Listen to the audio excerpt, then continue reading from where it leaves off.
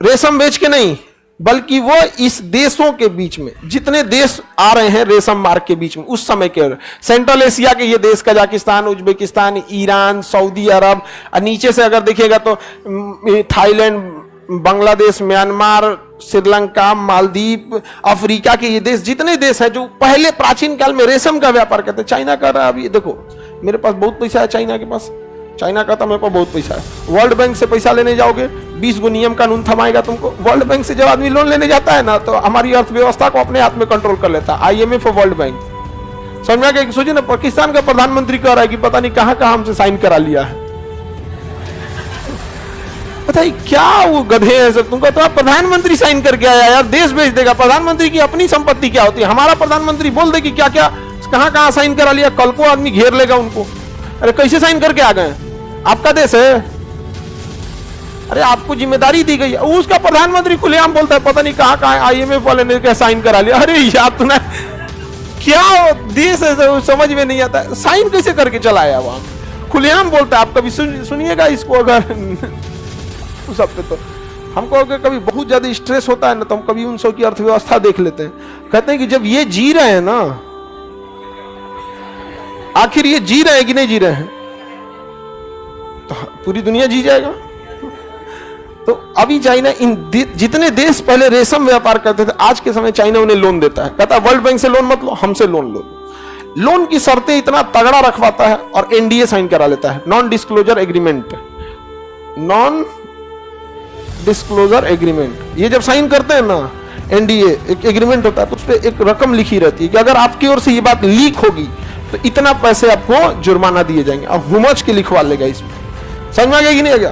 तो NDA sign करा लेता है, तो किसको कितने % पे लोन दिया पता ही नहीं। और लोन का शर्त इतना तगड़ा रहता है कि जिस प्रोजेक्ट के लिए लोन देगा ना, अगर वो आप टाइम पे वो लोन नहीं चुका पाए तो प्रोजेक्ट उसका हो जाएगा, चाइना का। इसलिए चाइना उसी प्रोजेक्ट में पैसा देता है जिस प्रोजेक्ट पे उसको कब्जा करना होता है। जैसे उसने ना लाओस को देखा कि लाओस यहाँ चाइना के पास है, चाइना का यहाँ तिब्बत वगैरह का एरिया, यहाँ बिजली ज्यादा होती है, तो सोचा कि लाओस का अगर बिजली विभाग कब्जा कर ले तो पूरा लाओस पे हमारा कंट्रोल हो जाएगा। तो लाओस को पैसा दिया बिजली ग्रिड लगाने के लिए। और उसको पता है कि विकासशील देशों में अधिकारी जो होते हैं ना, देश बेच देते हैं सब, तो लूट मार में पूरा पैसा खत्म हो गया। लाओस पैसा ही नहीं चुका पाया, उसकी पूरी बिजली विभाग कौन रख लिया? चाइना। श्रीलंका नहीं चुका पाया, हम्बनटोटा बंदरगाह कौन रख लिया? चाइना। अब तंजानिया से कह रहा है कि तुम्हारा पूरा समुद्र हम रख लेते हैं, पूरा समुद्र तटे। सोचिए, इतना तो समुद्रगुप्त भी नहीं किया था। तो अभी चाइना जिस रेशम मार्ग की बात कर रहा है वो अलग है। वो देशों को डेट ट्रैप में फंसा रहा है कि कर्जा दे दो और क्या करो, अपनी कंट्रोल में रखो।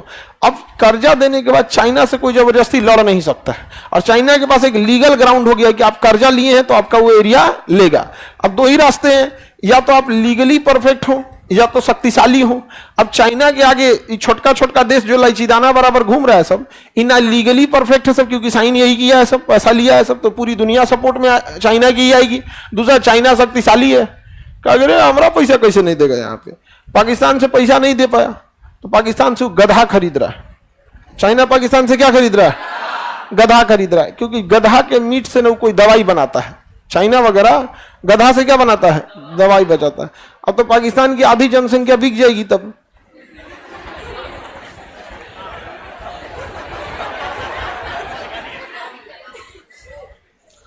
कोई जरूरी थोड़ी है कि 4 पैर वाला गधा हो। वहां 2 पैर वाला भी बहुत है सब, ज्यादा वहां 2 पैर वाला है सब। रेशम मार्ग, कनिष्क वगैरह समझ में आ गया कि नहीं आ गया?